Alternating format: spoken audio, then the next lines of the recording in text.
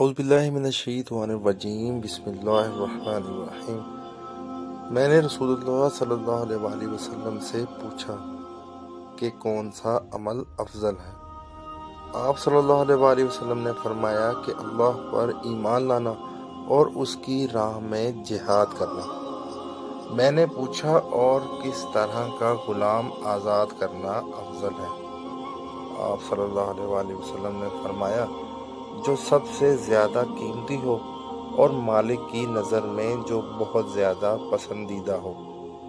میں نے عرض کیا کہ اگر مجھ سے یہ نہ ہو سکا؟ آپ صلی اللہ علیہ وآلہ وسلم نے فرمایا کہ پھر کسی مسلمان کاریگر کی مدد کر یا کسی بے ہنر کی۔ انہوں نے کہا کہ اگر میں یہ بھی نہ کر سکا؟ اس پر آپ صلی اللہ علیہ وآلہ وسلم نے فرمایا کہ پھر لوگوں کو اپنے شر سے محفوظ کر دے کہ یہ بھی ایک صدقہ ہے جسے تم خود اپنے اوپر کرو گے۔ سبحان اللہ۔